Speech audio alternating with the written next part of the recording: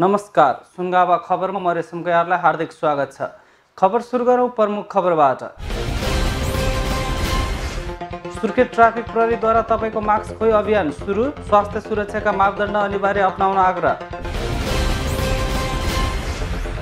लामो तथा छोटो दूरीका सवारी साधन आजबाट सञ्चालन, स्वास्थ्य सुरक्षाका मापदण्ड लागू नगरे कारबाही गर्ने सरकारको चेतावनी।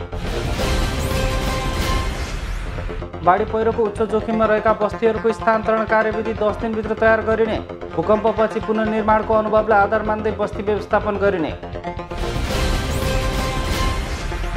50% यात्रु बोकेर उडान गर्न दिने सरकारको निर्णय व्यावहारिक नभएको एयरलाइन्सको भनाई, भाडा दर नबढाइकन उडान गर्न आफूहरू सक्षम रहेको स्पष्ट।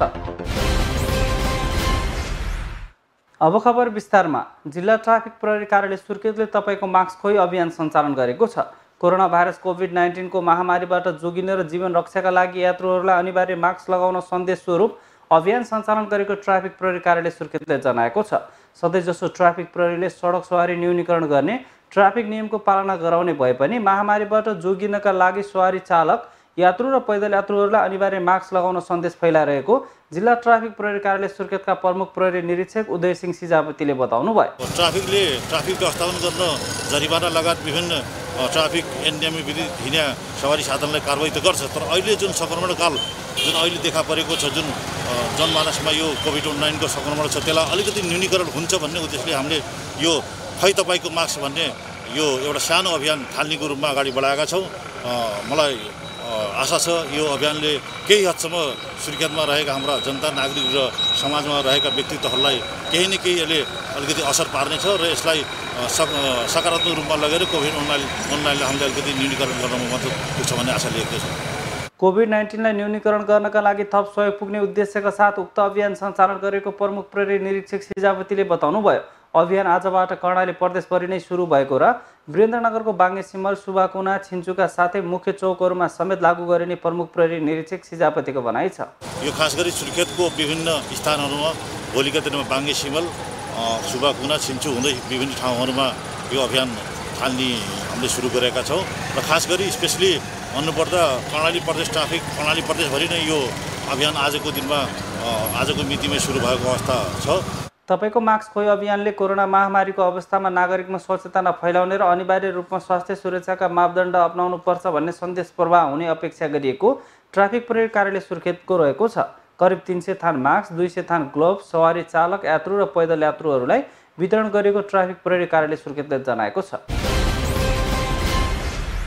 कोरोना संक्रमणको जोखिमका कारण लामो समयदेखि बन्द रहेका लामो तथा छोटो दूरीका सवारी साधन आजबाट सञ्चालनमा आएका छन्।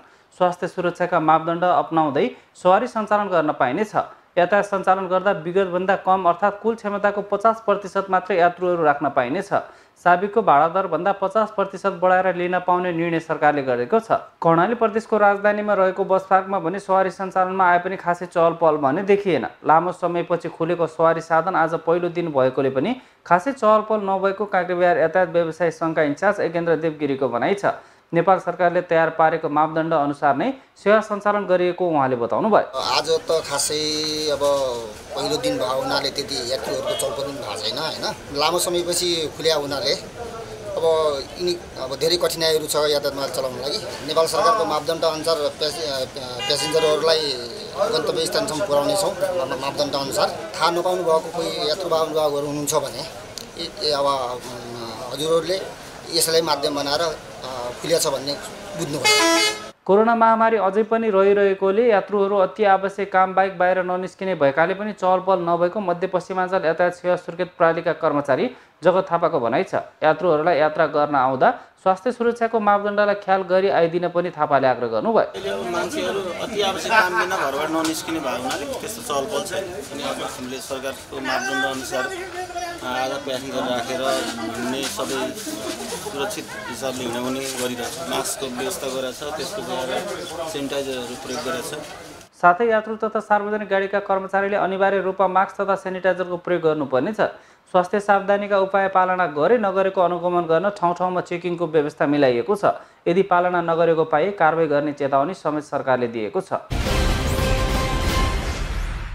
पछिल्लो 24 घण्टामा कर्णालीमा थप 114 जनामा कोरोना भाइरस कोभिड-19 को संक्रमण पुष्टि भएको छ। कर्णाली प्रदेश अस्पताल, पशुपन्छी रोग अन्वेषण प्रयोगशाला सुर्खेत र दैलेख अस्पताल प्रयोगशालामा गरिएको पीसीआर परीक्षणमा बिहीबार 114 जनामा संक्रमण पुष्टि भएको हो। नयाँ संक्रमित मध्ये सुर्खेतमा मात्रै 64 जनामा संक्रमण पुष्टि भएको छ। दैलेखका 18 जना, जाजरकोटका 6 जना, कालीकोटका 4 जना, डोल्पा, कैलाली र बाँकेका 3-3 जना, बर्दिया, कञ्चनपुर र अछामका 2-2 जना, सल्यान, हुम्ला, जुम्ला, रुकुम पश्चिम, पाल्पा, रोल्पा र सर्लाहीका 1-1 जनामा संक्रमण पुष्टि भएको सामाजिक विकास मन्त्रालय स्वास्थ्य सेवा महाशाखाले जनाएको छ। यो सँगै प्रदेशमा कोरोना संक्रमितको संख्या 3024 पुगेको छ। गत 24 घण्टामा आरटीपीसीआर विधिबाट नमुना सङ्कलन भई जाँच भएको जम्मा संख्या 749 जना रहेको छ र पछिल्लो 24 घण्टामा आरटीपीसीआर नतिजा पोजिटिभ आउनेको संख्या 114 जना रहेको छ र नेगेटिभ संख्या 685 जना रहेको छ। पछिल्लो 24 घण्टामा आरटीपीसीआर नयाँ पोजिटिभ 114 जना मध्ये जिल्लागत आधारमा सुर्खेत जिल्लाको 64 जना, दैलेखको 18 जना, जाजरकोटको 6 जना, कालीकोटबाट 4 जना, डोल्पाको 3 जना, सल्यानको 1 जना, हुम्लाको 1 जना, जुम्लाको 1 जना, रुकुम पश्चिमको 1 जना र अन्य प्रदेशको 15 जना हुनुहुन्छ। महाशाखाको पछिल्लो तथ्याङ्क अनुसार बिहीबार प्रदेशमा थप 28 जना कोरोना मुक्त भएका छन्। प्रदेशमा हालसम्म कोरोनाको संक्रमणबाट मुक्त हुनेको संख्या 2633 पुगेको छ। पछिल्लो 24 घण्टामा कोभिड-19 संक्रमण निको भई डिस्चार्ज हुनेको विवरण प्रस्तुत गर्न गइरहेको छु, जसमा प्रदेश अस्पताल सुर्खेतबाट 4 जना पुरुष र 2 महिला हुनुहुन्छ। दैलेख अस्पताल नारायण आइसोलेसन सेन्टर दैलेखबाट 1 पुरुष 1 महिला हुनुहुन्छ। दुल्लु अस्पताल दैलेखबाट 1 पुरुष, चामुण्डा आइसोलेसन सेन्टर दैलेखबाट 3 पुरुष 1 महिला, वीरेन्द्रनगर आइसोलेसन सेन्टर सुर्खेतबाट 9 पुरुष 3 महिला, वीरेन्द्रनगर होम आइसोलेसन सुर्खेतबाट 2 पुरुष, वीरेन्द्रनगर होटल आइसोलेसन सुर्खेतबाट 1 पुरुष हुनुहुन्छ। गरी जम्मा 28 जना डिस्चार्ज हुनुभएको छ र यसैसँग हालसम्म निको भई डिस्चार्ज हुनेको जम्मा संख्या 2633 जना रहेको छ। बिहीबारसम्म प्रदेशमा 389 जना कोरोनाका सक्रिय संक्रमित रहेको प्रदेश स्वास्थ्य सेवा महाशाखाले जनाएको छ। कर्णालीमा हालसम्म कोरोनाका कारण 6 जनाको मृत्यु भइसकेको छ। बाढी पहिरोको उच्च जोखिममा रहेका बस्तीहरूको स्थानान्तरण र पुनर्निर्माणका लागि 10 दिनभित्र कार्यविधि तयार गरिने भएको छ। प्रधानमन्त्री निवास बालुवाटारमा आज बसेको विपद व्यवस्थापन परिषदको बैठकले बाढी पहिरोले क्षति गरेका र उच्च जोखिममा रहेका बस्तीहरूको पुनर्स्थापना गर्न कार्यविधि बनाउने निर्णय गरेको हो। मनसुन सुरु भएपछि नेपालमा बाढी पहिरोबाट ठूलो जनधनको क्षति भएको छ। सिन्धुपाल्चोक, कालीकोट, बागलुङ लगायतका जिल्लामा बाढी पहिरोले ठूलो जनधनको क्षति भएपछि उच्च जोखिममा रहेका बस्तीहरू स्थानान्तरण गर्ने विषयमा आज छलफल भएको राष्ट्रिय विपद जोखिम न्यूनीकरण तथा व्यवस्थापन प्राधिकरणका कार्यकारी प्रमुख अनिल पोखरेलले बताउनुभयो। भूकम्पपछिको पुनर्निर्माणको अनुभवलाई आधार मान्दै बस्ती व्यवस्थापनका लागि आर्थिक स्रोत जुटाउने दिगो कसरी बनाउने भन्ने विषयमा छलफल भएको उहाँले बताउनुभयो। मैले अब आगामी दिनहरूमा यस्ता बस्तीहरूलाई कसरी जोखिम नभएको ठाउँमा अथवा जोखिम कमभन्दा कम भएका स्थानहरूमा बलियो खालका बस्तीहरू, घरहरू, संरचनाहरू कसरी बनाउन सकिन्छ, त्यो संरचनाहरूलाई हामीले कसरी आर्थिक स्रोत कसरी जुटाउने, कसरी हामीले बस्तीहरू दिगो बनाउन सकिन्छ भन्ने कुरामा हामीहरू केन्द्रित रह्यौँ। भूकम्प पुनर्निर्माण गर्दाखेरिको हाम्रो अनुभवलाई आधार मानेर यसलाई चाहिँ हामीहरूको पुनर्निर्माणको जुन अनुभव छ त्यो अनुभव सँगसँगै राष्ट्रिय विपद जोखिम न्यूनीकरण तथा व्यवस्थापन प्राधिकरणले संयुक्त रूपमा यसको गहन छलफलहरू गरेर परामर्शहरू गरेर यसको कार्यविधिहरू हामीहरू छिट्टै टुङ्ग्याउने, हप्ता 10 दिनमा यसलाई टुङ्ग्याउने र त्यो कार्यविधि अनुसार हामीहरूले जुन क्षति भएका घरहरू जुन छन्, बस्तीहरू छन्, यो बस्तीहरूलाई पुनर्निर्माण गर्ने, पुनर्स्थापना गर्ने विषयमा हामीहरूको मुख्य गरी केन्द्रित रह्यो। प्रधानमन्त्री केपी शर्मा ओलीको अध्यक्षतामा भएको बैठकमा गृहमन्त्री रामबहादुर थापा, संघीय मामिला तथा सामान्य प्रशासन मन्त्री हृदय त्रिपाठी, शहरी विकास मन्त्री बसन्त नेवाङ र स्वास्थ्य तथा जनसङ्ख्या मन्त्री भानुभक्त ढकाल लगायत 3वटै सुरक्षा निकायका प्रमुखहरूको सहभागिता रहेको थियो। निजी क्षेत्रको वायुसेवा छाता संगठन वायुसेवा सञ्चालक सङ्घ नेपालले 50% यात्रु बोकेर उडान गर्न दिने सरकारको निर्णय व्यावहारिक नभएको बताएको छ। सङ्घले एयरक्राफ्टमा 50% मात्र यात्रु राख्ने र 50% भाडा बढाउने सरकारको निर्णय व्यावहारिक नभएको बताएको हो। सङ्घका अध्यक्ष क्याप्टेन रामेश्वर थापाले एयरक्राफ्टमा पूर्ण क्षमता यात्रु राखी पुरानै भाडा दरमा सञ्चालन गर्न दिए मात्रै आफूहरूले उडान सुचारू गर्न सक्ने बताउनुभयो। अध्यक्ष थापाले सङ्कटको बेला यात्रुबाट 50% थप भाडा लिनु न्यायोचित नभएको पनि स्पष्ट पार्नुभयो। यदि सरकारले हामीलाई 50% उड्नको लागि 50% मात्रै पेसेन्जर उड्नको लागि भन्छ भने हाम्रो जुन हिसाबले सरकारले होइन यो अप्पर लिमिटमा होइन के अरे टिकटको फेयर बढाउँ भन्ने कुराहरू पनि इन्फर्मली आइरहेको छ। हामी व्यवसायीहरूको हिसाबले हामी के भन्छौँ भने यो अवस्था फेर बढाएर जाने अवस्था पनि होइन। किनभने आफैमा आर्थिक अवस्था गुज्रिएको अवस्था छ। हरेक व्यक्तिको आय इन्कम र चाहिँ पर क्यापिटल इन्कम घट्दै गएको अवस्था छ र एयर ट्रान्सपोर्टेसन आफैमा अलि महँगो हुने हुनाले यसमा अब मान्छेहरूले बढी पैसातिर जाने धेरै कमै हुन्छ। त्यहाँमाथि पनि फेयर बढाउनु न्यायोचित हुँदैन। यदि सरकारले 50% पेसेन्जर बोक्ने हो भने भन्ने हो भने त्यही अनुसारको हामीलाई सब्सिडी दिनु पनि पर्यो।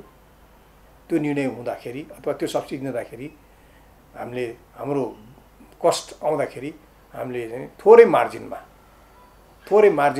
हामी काम गर्न तयार छौँ।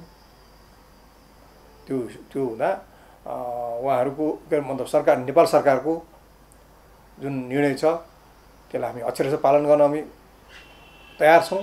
तर कुन अर्थमा हाम्रो ब्रेक इभन पोइन्ट अर्थात् dry operating cost DOC makeup भएर 5% नाफा दिए हुन्छ, धेरै पनि पर्दैन। त्यति गर्ने सरकारले त्यो किसिम सब्सिडी दियो भने हामी रेडी छौँ। होइन भने कुनै पनि के अरे प्राविधिक तथ्य पनि छैन र काहीँ केही प्रमाणिक डकुमेन्टेसन पनि छैन र व्यवहारमा पनि छैन। 50% मात्र बोक्ने हो भने कुनै उहाँले कहाँ ल्याउनु भयो कसरी ल्याउनु त्यो थाहा भएन।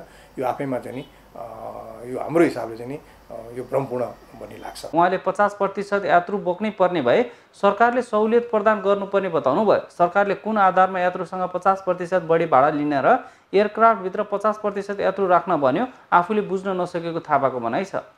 एयरलाइन्स घाटामा गए पनि भाडा दर नबढाइकन उडान गर्न आफूहरू सक्षम रहेको पनि थापाले स्पष्ट पार्नुभयो।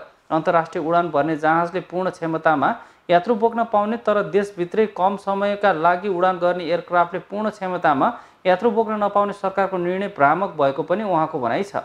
60% यात्रु बोकेपछि मात्रै एयरलाइन्सको लागत उठ्ने र 75% समय यात्रु बोक्न पाए केही नाफा हुन सक्ने भएकाले सरकारले पूर्ण क्षमतामा एयरलाइन सञ्चालन गर्न दिनुपर्ने थापाले बताउनु भयो। हामी घाटामा भए पनि क्राइसिसमा भए पनि जस्तो अवस्था भए पनि हामीले आफ्नो किसिमको स्ट्यान्डर्ड मेन्टेन गर्नै पर्छ।